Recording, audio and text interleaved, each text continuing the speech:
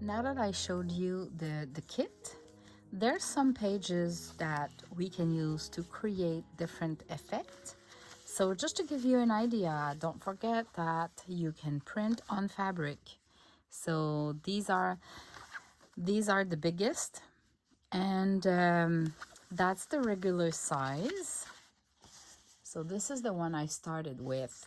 And then I made it bigger, so you have 2 pages of the bigger one, which is this one and those here that are already teared apart. And then the 3rd page is the smaller version. So it takes just half a page. So the other half, I left some fussy cut in white, but they're all aligned, so you can just tear straight lines like that, and then you just need to divide in between.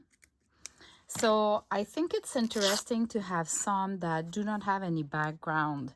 You just print and you can add some embroidery stitches and decorate. So you have little dresses, you have the teddy bear, lots of the rose, because I love that rose. All right, so this is for printing on fabric, and I can give you a sneak peek of the next embroidery project, which is learning how to do this little rose there. It's the easiest way I've ever found. So this will be the next project. All right, so now you have a page to create those envelopes. I think the envelopes are pretty easy, but you can print on both sides. And let me show you how to assemble the envelope. So I'm gonna cut them. Okay, so I've trimmed both and I've already inked the sides. So what I'm gonna do now is to fold on the lines. Even if there's no real line, you kind of can see the line somehow. Within, we kind of can have a clue where the line is. So just fold on the lines.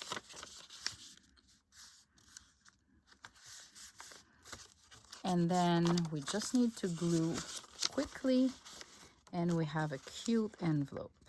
So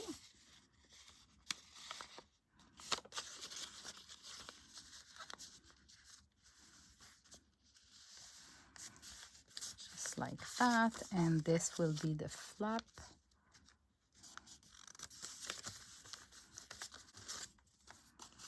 And you can add some ink now that it's all folded, just to give it more dimension and that vintage look.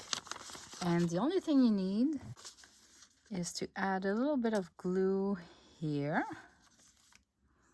and on one side. So I tend to put the glue just like that.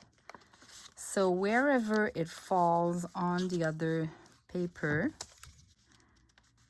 we'll glue it well.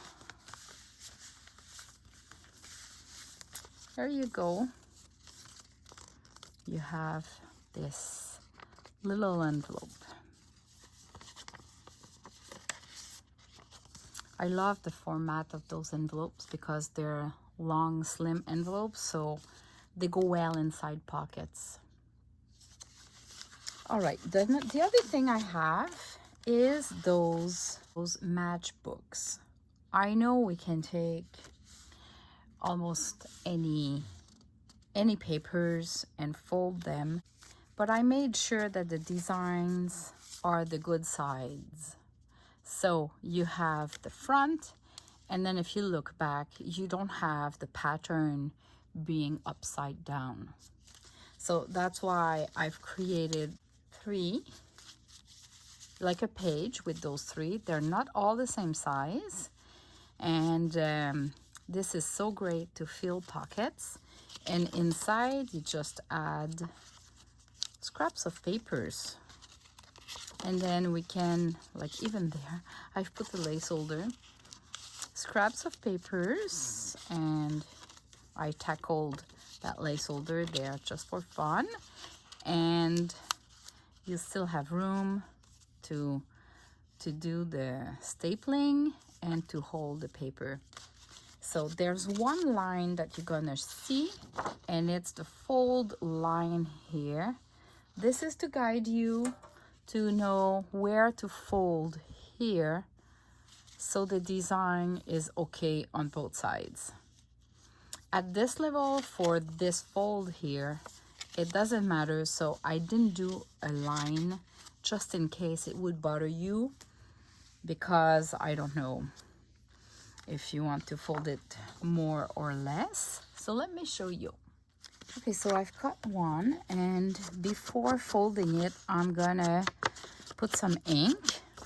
I strongly suggest that, especially that paper you printed on a light cardstock, maybe not a thin paper, and that you print both sides. So in the Ephemera kit, you have a lot of pages with the stripes in the yellow or green, the polka dots. So it's part of this kit, so you can definitively print both sides. And then you see the line here, so I'm gonna fold following this line. All right, and then maybe add a little bit of ink at the bottom like that too. You can fold that cover to help you measuring the papers. Just don't forget to allow a space here for the stapling. So give it a good space, but make sure that you still have enough of the flap to kind of keep that close. So I would suggest half of it. If you go halfway, you should be good. So I'm gonna create my fold right now, because with the fold I can figure out if this is too long, and this is too long. So this one, I'm gonna tear it somewhere here. I love to put one fancy paper in my scrappy pads or this matchbook, for example. So here maybe it's gonna go, yeah, I'm gonna cut it with my scissors. I'm taking a risk. I hate to cut with my scissors. I'm typically cutting not straight. Maybe it's just a bit too big. Okay, so this is how I go. I place the papers and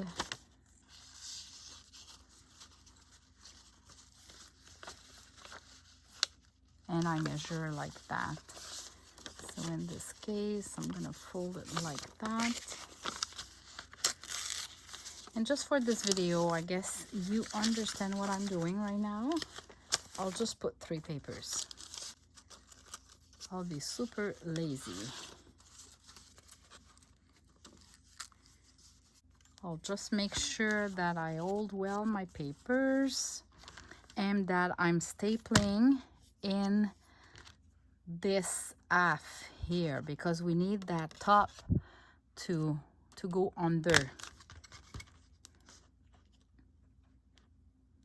2 staple is good.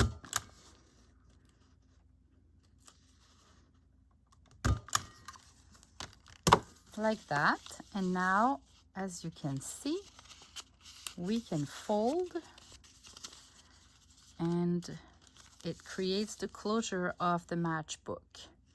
Now you have place here to add a little bit of laces and some decorations, maybe here too. Isn't it gorgeous? So that's the idea of the matchbook. Of course, you can do matchbooks with tons of papers that do not have that line. But I thought I wanted to create a model. These are little labels, so you can recognize this format here Let me just grab one to show you how I cut them. So for those, I'm gonna go doing the lines pretty straight as much as I can, and then I'm gonna fold so my cuts are aligned. And then what I do is I follow one line and I double check that the other side is okay. So these are okay. And now I just need to do this. So it can be a triangle. It can be like you start with an angle, you twist a little bit, and at the end you go back up a little bit. So if you do that, you start like that, you twist a little bit, and you go a little bit high. You see? So I just double check that I don't have any white left in case I didn't fold perfectly and it was not aligned. But the idea is to fold it before you cut the higher part here. So however you cut it, the two sides are exactly the same, and then when you add some ink, it becomes perfect. So this is 4 pages. Okay, you have all of those like that. You have those kind here that you can fold into. Let me show you. You can fold into like that, and then you have a place here for either stapling or you glue it and it acts like a tab, or you have this version here that you can place. Let me show you. See, like here I've added one of those just as a tab, but not necessarily on the sides.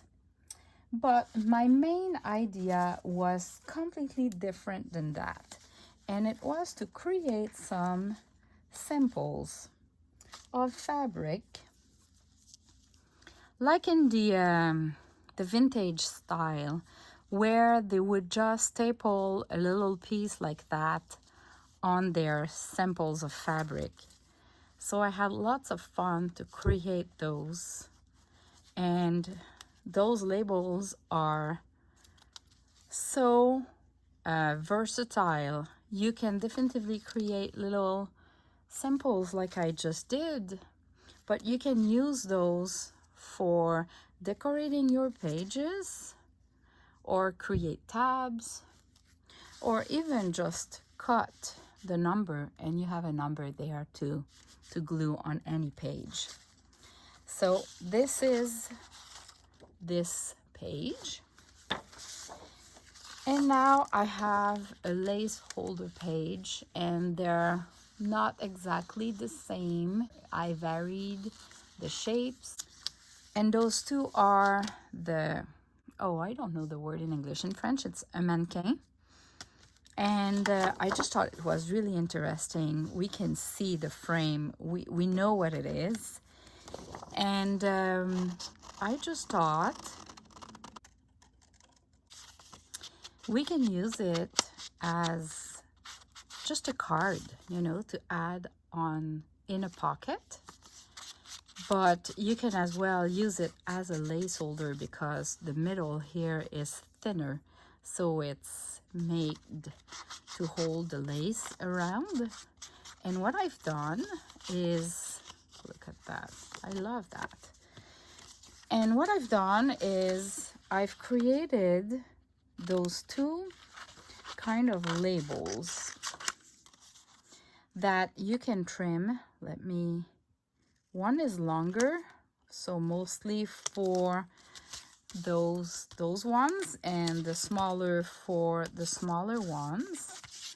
But what I thought when I created those is we can maybe add a little label that goes with the lace that we put around the lace holder. So let's say I've put what is the value of the lace by the yard or the meter or the item. And you can add some notes, where you bought it, is it vintage, that kind of stuff. And now if I put some yarns around, for example,